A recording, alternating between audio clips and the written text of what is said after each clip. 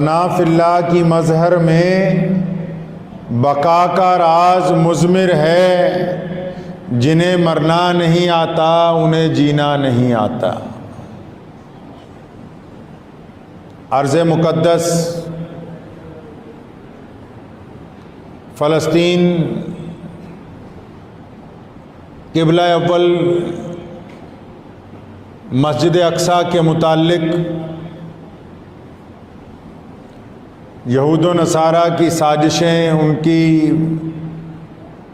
غنڈہ گردیوں کی خبریں جو ہیں وہ پوری دنیا کے سامنے آ رہی ہیں۔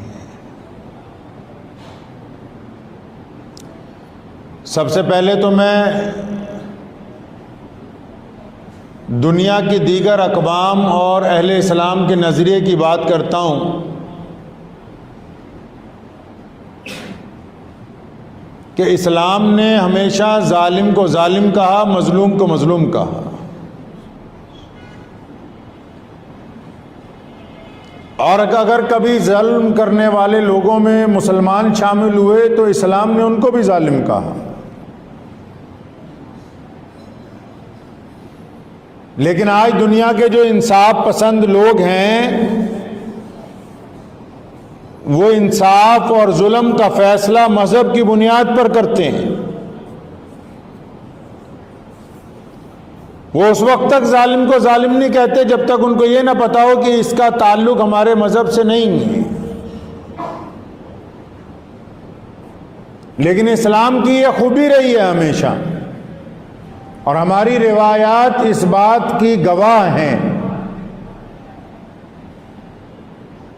کہ دنیا کی تاریخ میں مسلمانوں نے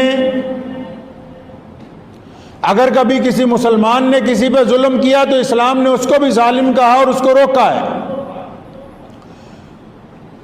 سیدنا عمر فاروق رضی اللہ تعالیٰ عنہ کا عدل اور ان کا انصاف آج بھی اس بات کی گواہی دیتا ہے کہ اگر ان کے خاندان میں سے بھی کسی فرد نے غلطی کی تو وہی سزا اس کو دی گئی جو دیگر مجرموں کو دی جاتی ہے۔ فلسطین میں آج یہودیوں کی غنڈہ گردی کے آگے پوری دنیا کے دیگر انصاف پسند لوگ چپ ہیں، یو این او چپ ہے، بڑی بڑی ہیومینٹی کی باتیں کرنے والے آرگنائزیشن چپ ہیں، ان کو سانپ سونگھ گیا۔ کیوں؟ کیونکہ ان کو یہ لگا کہ جو یہودی ہیں یہ ان کے تعلق دار ہیں، ان کا ان کے ساتھ مذہبی تعلق ہے، ان کا ان کے ساتھ نظریاتی تعلق ہے، اگر وہ ظلم کریں گے تو یہ تب بھی ان کے خلاف نہیں بولیں گے۔ لیکن یاد رکھو، ظالموں کا ساتھ دینے والے لوگ، اللہ تعالیٰ نے قرآن پاک میں اعلان کیا ہے کہ حق آئے گا، ظلم مٹ جائے گا۔ اسلام کسی جیتے جاگتے انسان کا نام نہیں ہے، اسلام محمد الرسول اللہ کے نظریے کا نام ہے، اور تاریخ اس بات کی شاہد ہے کہ جب مکہ مکرمہ میں رسول اللہ صلی اللہ علیہ وسلم تنہا تھے اور اس نظریے کو کچلنے کے لیے ابو جہل پوری طاقت لے کر آیا، اور پھر جب ہم مدینہ پہنچے اور پورے عرب کے قبائل میدان بدر میں اکٹھے ہو کر آئے، اور اس کے بعد کیسر و کسریٰ کے بادشاہ پوری طاقت کے ساتھ اسلام سے ٹکرائے، تاریخ اس بات کی گواہ ہے اسلام کے تمام دشمن خاک میں مل گئے ہیں۔ آج اسلام پوری دنیا کے اندر موجود ہے، تاریخ اس بات کی زندہ گواہ ہے۔ اس لیے جو ظالم لوگ ہیں وہ یہ سمجھتے ہیں کہ ہم اپنے اسلحے کی بنیاد پر، اپنی ٹیکنالوجی کی بنیاد پر، دنیا کے سب سے بڑے غنڈے امریکہ کے ساتھ دینے کی بنیاد پر فتح حاصل کر لیں گے۔ فتح جذبوں سے ہوتی ہے، ہتھیاروں سے کوئی چیز فتح نہیں ہوا کرتی۔ ایمان کے ساتھ میدان جیتا جاتا ہے۔ بیت المقدس پوری دنیا کے مسلمانوں کے دلوں کا حصہ ہے،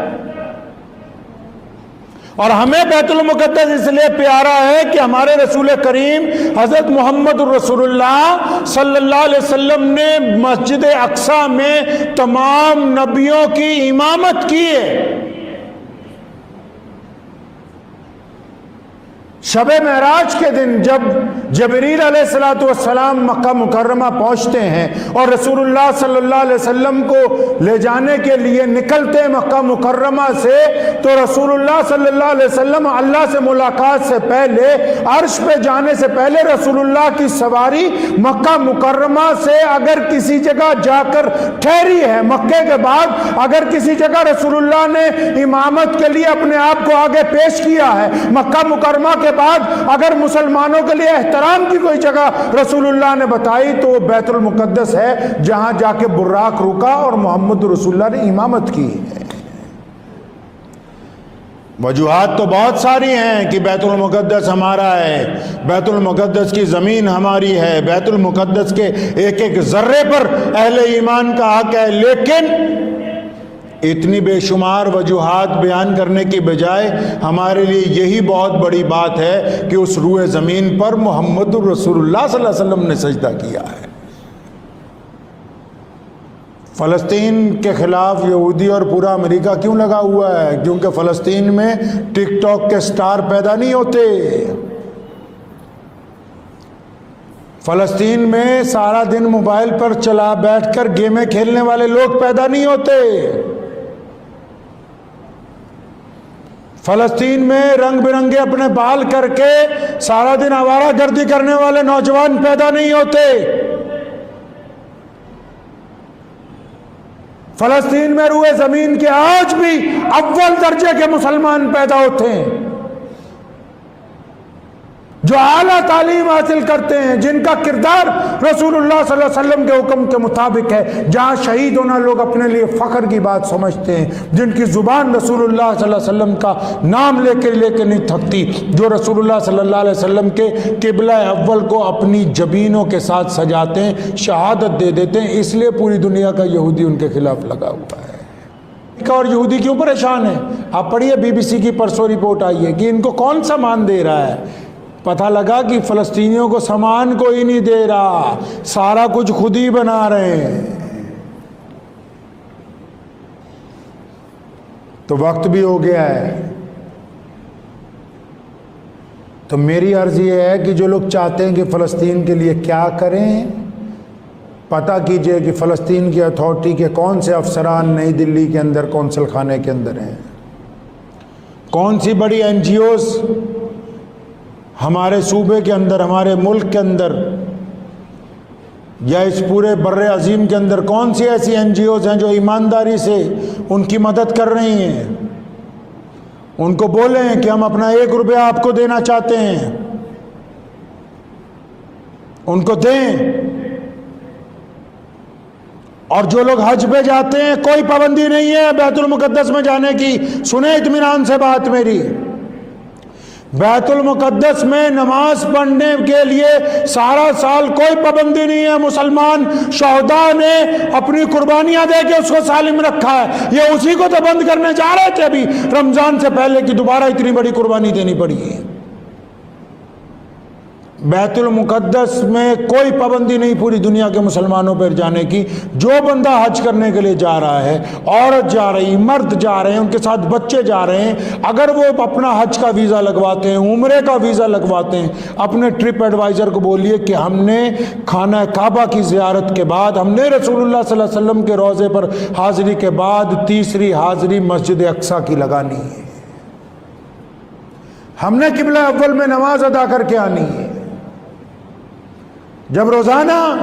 کئی لاکھ مسلمان پوری دنیا سے بیت المقدس کی سرزمین پر اترنے شروع ہوں گے، حالات تبدیل ہو جائیں گے۔ مسجد اقصیٰ اتنی بڑی ہے کہ ایک وقت میں 5.5 لاکھ مصلی، 5.5 لاکھ افراد اس مسجد میں نماز ادا کرتے ہیں، اور پھر اس کے ساتھ ہی اس کے دائیں طرف مسجد براق، جہاں سے حضور اکرم صلی اللہ علیہ وسلم کا براق عرش کے لیے گیا، وہ بھی وہیں پر موجود ہے۔ اس کے علاوہ متعدد بڑی بڑی مسلمانوں کی یادگاریں جو ہیں فلسطین کے اندر موجود ہیں۔ تو 2 کام پلے باندھ لیں آپ، صرف رونے کے ساتھ کچھ نہیں ہو سکتا ہے، کلی دعائیں کرنے سے کچھ حاصل نہیں ہو سکتا. اگر دعا کرنی ہے تو اللہ سے کہیں یا اللہ مجھے توفیق دیں کہ میں اپنی نیک کمائی میں سے فلسطین کے مظلوم مسلمانوں کا حصہ نکالوں. مجھے توفیق دیں کہ مولا کریم جب میں بیت اللہ کا سفر کروں گا، جب میں رسول اللہ کے روضے پر حاضری دوں گا تو بنا بیت المقدس میں حاضری لگائے ہوئے واپس نہیں آؤں گا. اگر ہم یہ دو ہی کام ہندوستان کے مسلمان کریں گے تو میں یہ سمجھتا ہوں کہ قبلہ اول کی آزادی کی یہ جو جنگ القدس کے لوگ لڑ رہے ہیں، قبلہ اول کے لیے جو قربانیاں فلسطین کی مائیں، بہنیں، بیٹیاں، بچے، نوجوان دے رہے ہیں، تو کل قیامت کے دن جب وہ شہداء آگے چلیں گے تو انشاءاللہ تعالیٰ اس ملک کے مسلمان شرمندہ نہیں ہوں گے انشاءاللہ تعالیٰ. دعا کیجیے اللہ تعالیٰ مجھے بھی اور آپ سب کو بھی ان باتوں کے اوپر عمل کرنے کی توفیق عطا فرمائے.